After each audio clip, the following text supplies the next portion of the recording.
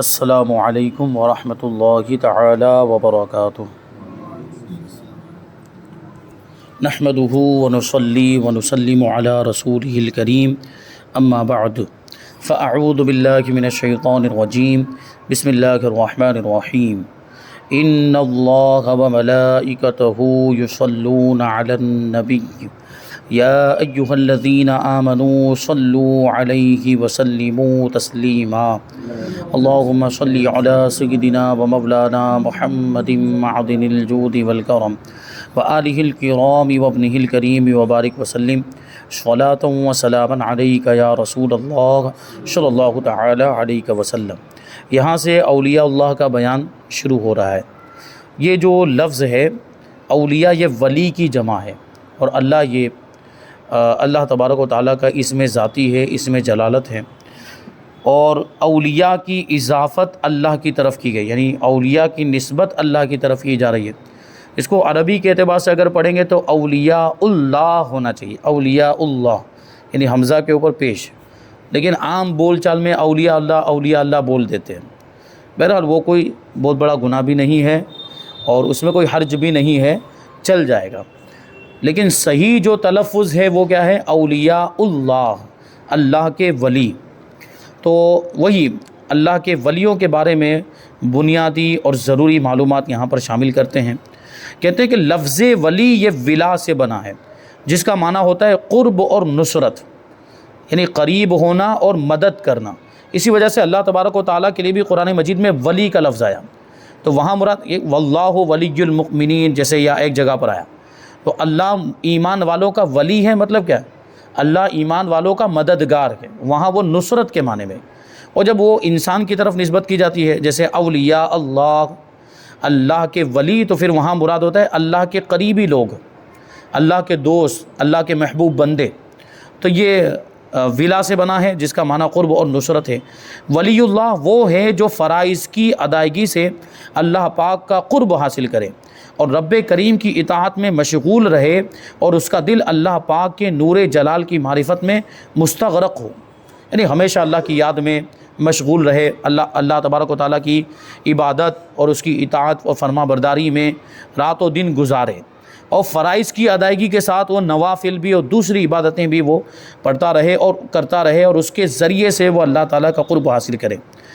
تو یہ ہوتا ہے کہ وہ نور جلال کی معرفت میں مستغرق ہو جاتا ہے، اللہ تبارک و تعالیٰ کے جلال کا جو نور ہوتا ہے اس کی معرفت اور پہچان حاصل کرنے میں وہ کھو جاتا ہے۔ جب دیکھے قدرت الہی کے دلائل کو دیکھے، اور جب سنے تو اللہ کریم کی آیتیں ہی سنے، اور جب بولے تو اپنے رب کی ثنا ہی کے ساتھ بولے، اور جب حرکت کرے تو اطاعت الہی میں حرکت کرے، اور جب کوشش کرے تو اسی کام میں کوشش کرے جو قرب الہی کا ذریعہ ہو، اللہ کے ذکر سے نہ تھکے، اور چشمے دل سے خدا کے سوا غیر کو نہ دیکھے۔ یعنی ان کو پھر جو اللہ کے ولی ہوتے ہیں، پھر ان کو ہر چیز میں خدا ہی خدا نظر آتا ہے، ہر چیز میں خدا کے ہی جلوے دکھائی دیتے ہیں۔ تو وہ کچھ بھی اپنا جو بھی عمل کریں وہاں اللہ تبارک و تعالیٰ کا ذکر اور اللہ تعالیٰ کی یاد شامل ہوتی ہے۔ تو یہ اللہ کے ولیوں کی صفت۔ کہتے ہیں کہ یہ صفت اولیاء اللہ کی ہے۔ بندہ جب اس حال پر پہنچتا ہے تو اللہ اس کا ولی و ناصر و معین و مددگار ہوتا ہے۔ ایسے ہی لوگوں کے بارے میں اللہ تعالیٰ ارشاد فرماتا ہے، الا ان اولیاء اللہ لا خوف علیہم ولا هم یحزنون۔ سن لو، بے شک اللہ کے ولیوں پر نہ کچھ خوف ہے نہ کچھ غم، کیونکہ دیکھیں ان کے دلوں میں اللہ کا خوف ہوتا ہے، تو پھر وہ دنیا والوں سے نہیں ڈرتے۔ جو خدا سے ڈرتا ہے وہ دنیا والوں سے نہیں ڈرتا، تو یہ اللہ والے ہوتے ہیں۔ آپ نے بہت سارے واقعات بھی سنے ہوں گے کہ بڑے بڑے عہدے والے یا بادشاہ قسم کے لوگ بھی، دنیاوی اعتبار سے ارباب اقتدار اور پاور والے لوگ بھی اللہ کے ولیوں کی بارگاہ میں آتے ہیں، تو ان کو ان کی بارگاہ کے آداب بجا لانے پڑتے ہیں۔ اللہ کے ولی ان کے سامنے کبھی جھکتے نہیں، اور اللہ کے ولی دنیاوی بادشاہوں سے نہیں ڈرتے، کیونکہ وہ بادشاہوں کے بادشاہ احکم الحاکمین اللہ تبارک و تعالیٰ سے ڈرتے ہیں، تو وہ دنیا والوں سے نہیں ڈرتے۔ اچھا، دوسری مخلوقات سے بھی نہیں ڈرتے۔ دوسری مخلوقات جیسے جانوروں میں کچھ وہ جو موذی اور خطرناک قسم کے درندے جانور جیسے شیر ہے، چیتا وغیرہ، تو اللہ کے ولی ان جانوروں سے بھی نہیں ڈرتے، بلکہ بعض اولیاء کرام کے تو ایسے واقعہ تو کچھ شیر کی سواری کیا کرتے تھے، تو وہ جانور بھی ان کے مطیع و فرما بردار ہوتے ہیں، کیونکہ یہ اللہ کے مطیع و فرما بردار ہو جاتے ہیں۔ جب یہ اللہ کے مطیع و فرما بردار بن جاتے ہیں تو ساری مخلوقات ان کی مطیع و فرما بردار بن جاتی ہیں۔ یہ اللہ کے ولیوں کی شان ہے۔ اور یہ اللہ کی اطاعت اور فرما برداری اور عبادت گزاری اور ہمیشہ جو ہے کہ اللہ کے ذکر میں لگے رہنا، یہ اس کا پھل ان کو ملتا ہے۔ اللہ کا ہمیشہ جو ذکر کرتے رہتے ہیں، اللہ کو یاد کرتے رہتے ہیں، تو اس کا پھل ان کو ملتا ہے کہ پھر ساری مخلوقات ان کی مطیع و فرما بردار، پھر مخلوقات ان کا کہنا مانتی ہے اور ان کی بات مانتی ہے۔ پھر وہ جانور کو بھی کوئی حکم دے تو جانور بھی ان کی بات مانتا ہوا نظر آتا ہے، کسی بھی، بلکہ بے جان چیزیں بھی ان کی بات مانتی ہوئی نظر آتی ہیں۔ بے جان چیزیں بھی اللہ کے ولیوں کی بات، جیسے کسی چٹان کو چٹان گرتی ہو تو اس کو اشارہ کرتے ہیں تو وہ چٹان رک جاتی ہے، ایسے بھی بہت سارے واقعات ہیں۔ اور غریب نواز کا وہ کاسا، اس کا واقعہ آپ نے سنا ہوگا کہ وہ کاسا مرید کو دے کر کہا کہ یہ کاسا بس وہاں جا کر انا ساگر کے سامنے کر دینا اور کہنا کہ بھائی غریب نواز نے پانی منگایا، تو وہ پورا کاسے کے اندر ہی وہ پورا پانی انا ساگر کا آ گیا تھا۔ بڑا مشہور واقعہ، بڑی مشہور کرامت ہے۔ تو یہ اللہ والوں کی شان ہوتی ہے، یہ پاور ان کو ملتا ہے اللہ کی اطاعت و فرما برداری کرنے کی وجہ سے، اللہ کا ہو جانے کی وجہ سے، یعنی اللہ کے یہ ہو جاتے ہیں، اللہ کے قریب ہی ہو جاتے ہیں اور اللہ کے محبوب بن جاتے ہیں، تو پھر اللہ تبارک و تعالیٰ ان کے اعضاء میں یہ ساری طاقت و قوت عطا فرماتا ہے۔ سوال، ولایت کیسے حاصل ہوتی ہے؟ یہ بھی ایک چیز ہے، کیونکہ ابھی دیکھیں جیسے اطاعت و فرما برداری کا ذکر ہوا کہ اطاعت و فرما برداری کے ذریعے اللہ کا قرب حاصل ہو جاتا ہے، لیکن ایسا ضروری بھی نہیں کہ کوئی بہت زیادہ نمازیں پڑھے اور بہت زیادہ عبادت کرے گا تو پھر ولی بن جائے گا۔ ایسا کچھ اس کا ٹارگٹ نہیں ہوتا، اور ایسا کچھ اس کی لمٹ نہیں ہوتی کہ بھائی یہاں جیسے مثال کے طور پر کس نے 1000 رکعت نماز پڑھ لی تو وہ ولی ہو گیا، نہیں۔ یہ نمازیں اور عبادتیں یہ ولایت ملنے کا ذریعہ بنتی ہیں، لیکن ایسا ضروری نہیں کہ نمازیں اور عبادتیں خوب زیادہ پڑھ لے یا عبادت خوب زیادہ کر لے تو ولی ہو ہی جائے گا، ایسا نہیں۔ ولی تو یہ اللہ کا عطیہ ہے، اللہ جسے چاہے عطا فرماتا ہے، یہ اللہ کی توفیق سے ہوتا ہے۔ اللہ تبارک و تعالیٰ جس کو چاہے ولایت کا مقام اور منصب عطا فرمائے، کوئی نمازوں کے ذریعے سے یا اپنے اعمال کے ذریعے سے حاصل نہیں کر سکتا۔ تو اسی کو بتاتے ہیں کہ ولایت یعنی اللہ پاک کا مقرب اور مقبول بندہ ہونا، یہ محض اللہ کریم کا عطیہ ہے جو کہ مولا کریم اپنے برگزیدہ بندوں کو اپنے فضل و کرم سے نوازتا ہے، یعنی اپنے چنے ہوئے بندوں، اپنے خاص بندوں کو یہ مرتبہ عطا فرماتا ہے۔ ٹھیک ہے، تو یہ بات یہاں پہ واضح ہو گئی کہ عبادت ضروری نہیں کہ بہت زیادہ عبادت کی تو ولی ہو گیا، ایسا نہیں ہے۔ بہت سے لوگ ایسے بھی ہیں جو خوب نمازیں پڑھتے ہیں لیکن ولایت سے تو کیا، ایمان سے بھی ان کا لینا دینا نہیں ہے، حضور کی شان میں گستاخی کرنے کی وجہ سے دائرہ اسلام سے باہر ہو گئے، تو اب اگرچہ نماز پڑھتے رہیں، اگرچہ عبادتیں کرتے رہیں، ان کی نمازیں عبادتیں ان کے منہ پر مار دی جائیں گی، تو ولایت سے تو ان کا دور دور تک کوئی لینا دینا نہیں ہے۔ اور بلکہ ولایت کی آپ بات کرتے ہیں، ان کی جماعت کے اندر کوئی اللہ کا ولی نہیں ہے، سارے ولی تو اہل سنت و جماعت کے اندر ہے۔ غریب نواز اہل سنت و جماعت کے اندر، غوث پاک اہل سنت و جماعت کے اندر ہیں، اور خواجہ نظام الدین اولیاء، ہمارے حضرت خواجہ دانا، جتنے بھی اولیاء کرام کو دیکھیں سب کا تعلق اہل سنت و جماعت سے ہی تھا۔ یہ بد مذہب بتا دیں ان کی جماعت میں کوئی ولی ہوا ہو؟ کوئی ولی نہیں ہے۔ کیوں؟ کیسے ہوگا؟ ایمان سے جب کچھ لینا دینا نہیں ہے تو ولایت کہاں سے ملنے والی ہے؟ ایمان پہلے سلامت ہو اور پھر عبادت اور ریاضت کرے تو بسا اوقات یہ عبادت اور ریاضت کی برکت سے اللہ تبارک و تعالیٰ ولایت کا مرتبہ عطا فرماتا ہے اور اپنا قرب خاص عطا فرماتا ہے۔ تو ایمان پہلے سلامت ہونا چاہیے، رسول اللہ سے رشتہ مضبوط ہونا چاہیے۔ یہ تو حضور کی شان میں گستاخی کر کے اس رشتے کو توڑ چکے ہیں، تو اب کہاں سے ولایت ملنے والی ہے؟ تو یہ اللہ والوں کی شان ہوتی ہے۔ تو اللہ تبارک و تعالیٰ اپنے فضل و کرم سے اپنے خاص بندوں کو یہ ولایت کا مقام اور درجہ عطا فرماتا ہے۔ ہاں، عبادت و ریاضت بھی کبھی کبھی اس کا ذریعہ بن جاتی ہیں، اور بعضوں کو ابتداءً بھی مل جاتی ہیں۔ کچھ اللہ کے ولی ایسے ہیں جو پیدائشی مادرزاد ولی، ماں کے پیٹ سے ولی بن کے پیدا ہوتے۔ غوث پاک تو وہ ماں کے پیٹ میں قرآن مجید کی تلاوت کرتے، وہ والدہ ماجدہ جو قرآن مجید کی تلاوت کرتی تھیں تو وہ سن کر کتنے پارے یاد، 14 پارے یاد کر لیتے، روایت میں آیا 14 پارے۔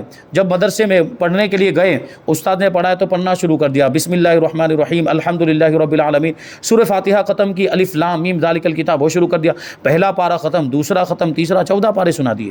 تو استاد بھی حیران، یہ کیا معاملہ؟ تو پوچھا یہ کیسے ہوا؟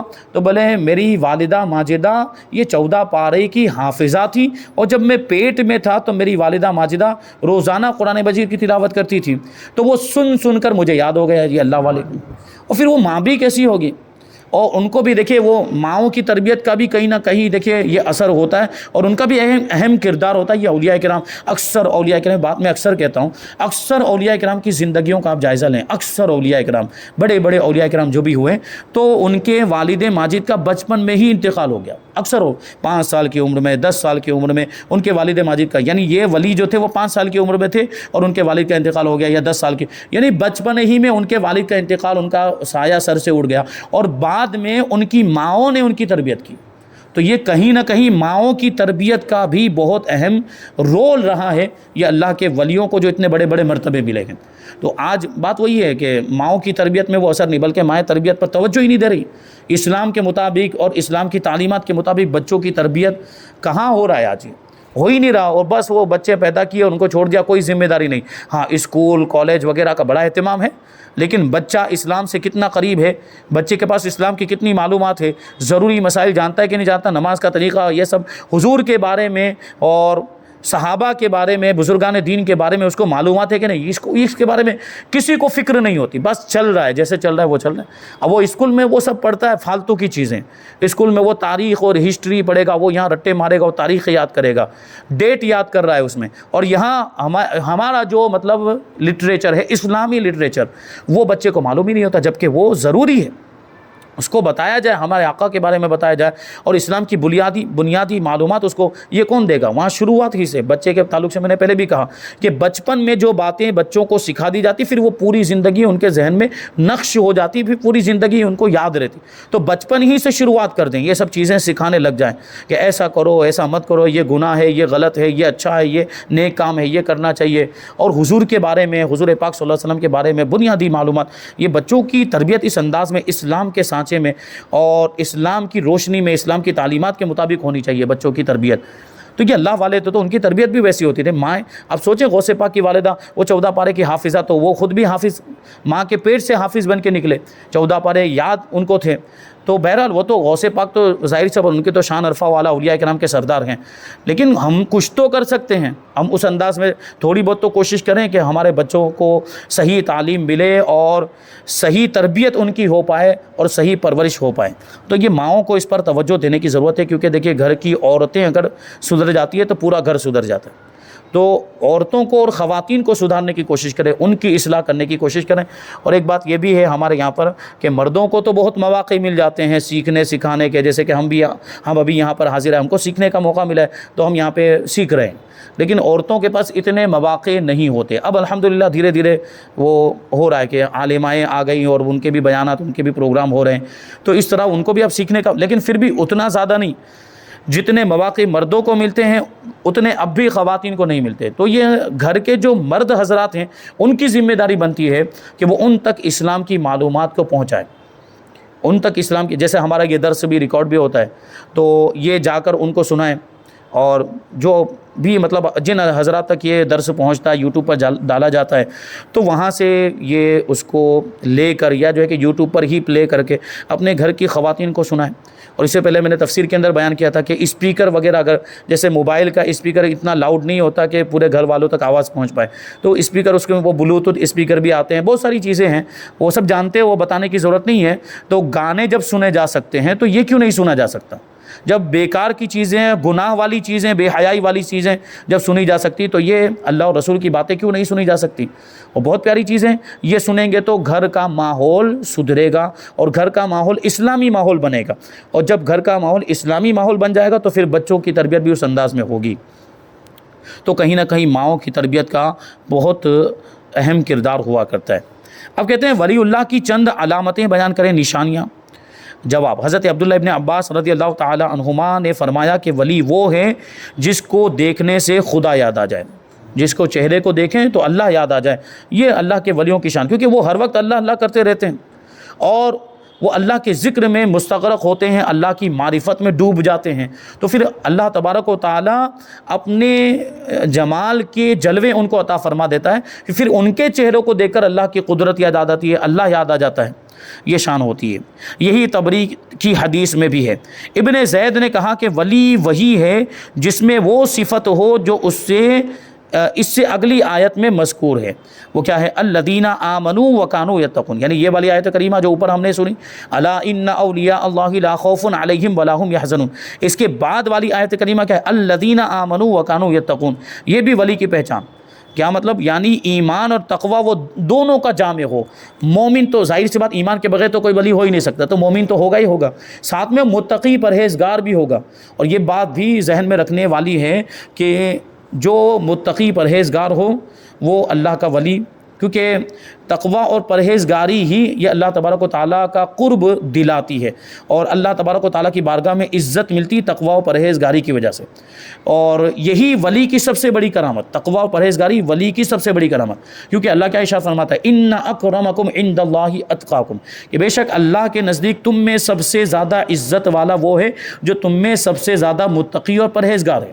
تو تقوی اور پرہیزگاری اب اگر کوئی کرامت نہیں بھی ہے، یہی سب سے بڑی کرامت ہے، تقوی و پرہیزگاری۔ اور خوب کرامتیں دکھا رہا ہے، خوب جلوے دکھا رہا ہے، اور تقوی و پرہیزگاری کچھ نہیں، شریعت پر عمل نہیں، اسلام پر عمل نہیں، تو یہ سب جادو ہے، یہ شعبدہ بازی ہے، یہ کرامت ہے ہی نہیں۔ کوئی ادھر اللہ کی نافرمانی کرتا ہے اور ادھر یہ سب جلوے دکھا رہا ہے، اس کا کوئی مطلب نہیں، یہ کہیں نہ کہیں اس کا کنیکشن جادو سے ملا ہوگا، کیونکہ سب سے پہلے اسلام پر عمل کرنا ضروری ہے، کیونکہ اللہ کا ولی کبھی بھی شریعت کی مخالفت نہیں کرتا۔ اللہ کا جو ولی ہوگا وہ کبھی بھی شریعت کے خلاف نہیں جائے گا، بلکہ شریعت کے خلاف ہوتا ہوا بھی نہیں دیکھے گا۔ یہ اللہ کے ولیوں کی شان ہوتی ہے۔ اور یہاں تو خوب جو ہے کہ شریعت کے خلاف کام ہو رہے ہیں اور طریقت کرتے ہیں، اور پھر وہ اس طرح کی باتیں ہوتی ہیں۔ تو بہرحال ان کا ولایت سے کوئی لینا دینا نہیں، جو اس طرح کی باتیں کرتے ہیں، شریعت کو چھوڑ کر طریقت کی باتیں کرتے ہیں اور طریقت پر چلنے کی باتیں کرتے ہیں۔ تو اس کے بارے میں تو ہمارے علماء نے بہت پیاری مثال دی ہے کہ اگر طریقت مانگ ہے تو شریعت بال ہے، کہ بال ہوں گے تو مانگ نکلے گی، اگر بال ہی نہیں ہے تو مانگ نکلے گی سر میں، ٹکلے کے اندر مانگ نہیں ہوتی۔ تو اسی طریقے سے اگر شریعت نہیں ہے تو طریقت کا کوئی تصور نہیں کیا جا سکتا، یعنی طریقت تک پہنچنے کے لیے شریعت کا سہارا لینا پڑے گا، شریعت پر عمل کرنا پڑے گا، تبھی طریقت کی منازل طے کر سکتے ہیں۔ اللہ کے ولیوں کی زندگیوں کا آپ جائزہ لیں تو اکثر اولیاء کرام کی زندگی میں آپ کو ملے گا کہ انہوں نے پہلے شریعت کا علم حاصل کیا، پہلے انہوں نے علم ظاہری حاصل کیا، باقاعدہ مدرسوں میں گئے، دارالعلوم میں گئے اور کتابیں پڑھ کے علم حاصل کیا، پھر وہ علم باطنی کی طرف آئے اور پھر اپنے باطن کو، اندر کی جو روحانی زندگی ہے اس کو سنوارنے کی انہوں نے کوشش کی، اور پھر معرفت کی منزلیں طے کی اور سلوک کی منزلیں طے کی، پھر ولایت کے درجے پر فائز ہوئے۔ یہ ہوتا ہے۔ تو جب شریعت کا علم نہیں ہوگا تو طریقت کا کوئی مطلب نہیں ہے، پہلے شریعت ہے پھر طریقت ہے۔ تو یہ اللہ والے ہوتے ہیں۔ بعض علماء نے فرمایا کہ ولی وہ ہیں جو خالص اللہ کے لیے محبت کریں، یعنی اگر کسی سے محبت بھی کر رہے ہیں تو اللہ کے لیے محبت کر رہے ہیں، اور اگر کسی سے دشمنی بھی کر رہے ہیں تو اللہ کے لیے دشمنی کریں۔ جیسے جو بھی ہمارا مومن بھائی ہے تو ہم اس سے محبت کریں گے کیونکہ وہ مومن ہے، وہ ہم اللہ کو مانتے ہیں تو وہ بھی اللہ کو مانتا ہے، تو اس اعتبار سے ہم دونوں بھائی ایمانی رشتہ ہو گیا، تو ہم اس سے محبت کریں گے اسی ایمانی رشتے کی وجہ سے۔ لیکن کوئی خدا کا منکر ہے، خدا کو نہیں مانتا، تو ہم اس سے دشمنی رکھیں گے، اور اسی وجہ سے دشمنی رکھیں گے کہ وہ خدا کو نہیں مانتا ہے، وہ ہمارے رب کو نہیں مانتا، وہ اللہ کا منکر ہے۔ تو یہ اللہ کے لیے محبت کرنا ہوا اور اللہ کے لیے دشمنی کرنا ہوا۔ تو اللہ کے ولیوں کی یہ شان ہوتی ہے۔ بعض بزرگان دین نے فرمایا کہ ولی وہ ہیں جو طاعت یعنی فرما برداری سے قرب الہی کی طلب کرتے ہیں، یعنی عبادتیں کر کے، فرما برداری کر کے اللہ کا قرب حاصل کرتے ہیں، اور اللہ پاک کرامت سے ان کی کارسازی فرماتا ہے، یعنی پھر ان کو کرامتوں سے نوازتا ہے۔ اور کرامتوں سے کا مطلب کیا ہے؟ پھر ان کے مرتبے بھی بلند فرما دیتا ہے، اور پھر ان کی قدموں کی ٹھوکر سے کرامتوں کا ظہور ہوتا ہے۔ اللہ تعالیٰ ایسی طاقت و قوت ان کو عطا فرما دیتا ہے، اور ان کے چرچے، ان کا ذکر آسمانوں میں ہوتا ہے۔ فرشتوں کی دنیا میں، فرشتوں کے درمیان اللہ تبارک و تعالیٰ اپنے ولیوں کا ذکر کرتا ہے، کیونکہ وہ دنیا میں رہتے ہوئے اللہ کا ذکر کر رہے ہوتے ہیں، تو اللہ تبارک و تعالیٰ فرشتوں کے درمیان ان کا ذکر کرتا ہے اور ان کے چرچے کرتا ہے، کیونکہ یہ تو قرآن مجید میں اللہ کا وعدہ ہے، فاذکرونی اذکرکم واشکروا لی ولا تکفرون، تم میرا ذکر کرو تو میں تمہارا ذکر کروں گا۔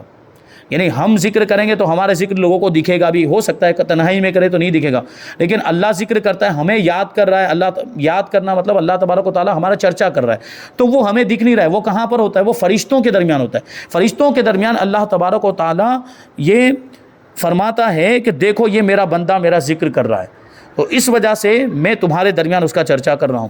تو یہ اتنے مرتبے ملتے ہیں اللہ کا ذکر کرنے کی وجہ سے، اور یہ اللہ کے ولی تو ہمیشہ اللہ کے ذکر میں مشغول رہتے ہیں، تو اللہ تبارک و تعالیٰ ان کو کرامتوں سے نوازتا ہے، کرامتوں کا تاج ان کو عطا فرماتا ہے۔ یا وہ جن کی ہدایت کا دلیل کے ساتھ اللہ کریم کفیل ہو، اور وہ اللہ پاک کا حق بندگی ادا کرنے اور اس کی مخلوق پر رحم کرنے کے لیے وقف ہو گئے، یعنی اللہ تبارک و تعالیٰ نے ان کو ان کی حفاظت فرمائی، یعنی اللہ تبارک و تعالیٰ نے ان کو ہدایت عطا فرما دی، اور پھر ان کی حفاظت، یعنی اللہ تعالیٰ اپنے ولیوں کو گناہوں سے محفوظ رکھتا ہے۔ وہ معصوم تو نہیں ہوتے، معصوم تو صرف دو ہی گروہ ہیں، فرشتوں کا گروہ اور انبیاء کا گروہ۔ اولیاء کرام معصوم نہیں ہوتے، لیکن اللہ تبارک و تعالیٰ اپنے فضل خاص سے ان کو گناہوں سے محفوظ رکھتا ہے، اور پھر یہ بھی اللہ کا حق بندگی ادا کر دیتے ہیں، یعنی عبادت کا حق ادا کر دیتے ہیں، اور پھر اللہ کی مخلوق پر رحم بھی کرتے ہیں، اور اللہ کی مخلوق کے لیے ہر اعتبار سے وقف ہو جاتے ہیں، ان کی خدمت کے لیے، ان کی ہدایت اور رہنمائی کے لیے جو ممکن ہو سکتا ہے یہ اللہ کے ولی کرتے ہیں۔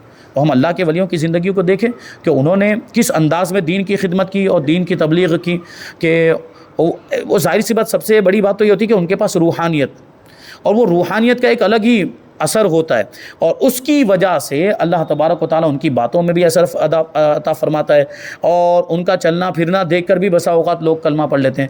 غریب نواز رضی اللہ تعالیٰ یہاں پہ آئے تو کوئی تلوار لے کر آئے تھے، کوئی بہت بڑا لشکر لے کر آئے تھے؟ نہیں، لیکن پھر بھی انقلاب برپا کر دیا، 90 لاکھ کو کلمہ پڑھا دیا۔ یہ اللہ والوں کو اللہ تبارک و تعالیٰ ایسی طاقت عطا فرماتا ہے، وہ حق بندگی اور حق عبادت ادا کرنے کی وجہ سے وہ اپنے آپ کو وقف کر دیتے ہیں اللہ کے لیے، تو پھر اللہ تبارک و تعالیٰ ان کو ایسے مرتبے عطا فرماتا ہے۔ بہرحال اور بھی بہت ساری باتیں ہیں، ابھی اس میں ہم انشاءاللہ شامل کریں گے۔ سب سے پہلی بات یہ ہے کہ کیا کوئی بے علم بھی اللہ کا ولی بن سکتا ہے؟ تو میں نے بات یہ پہلے کہی کہ اس کے لیے علم شریعت ہونا ضروری ہے، شریعت کا علم نہیں تو ولایت سے کوئی لینا دینا نہیں۔ اور پھر آگے ہے کہ اگر کوئی شریعت پر عمل نہ کرے تو کیا وہ اللہ کا ولی بن سکتا ہے؟ وہی بات ہے۔ پھر جو ایسے شخص کو، یعنی جو شریعت پر عمل نہیں کرتا اس کو ولی سمجھے تو اس کے لیے کیا حکم ہے؟ پھر اولیاء کرام کیا کیا کر سکتے ہیں، ان کو کیا کیا پاور، کیا کیا اختیارات ملتے ہیں، اور اولیاء کرام کی کتنی قسمیں ہیں، انشاءاللہ یہ ساری تفصیل ہم آئندہ درس میں شامل کریں گے۔ اللہ تبارک و تعالیٰ کی بارگاہ میں دعا ہے کہ جو کچھ بھی بیان ہوا اس پر ہم سب کو عمل کرنے کی توفیق عطا فرمائے۔ وما علینا الا البلاغ۔ السلام علیکم۔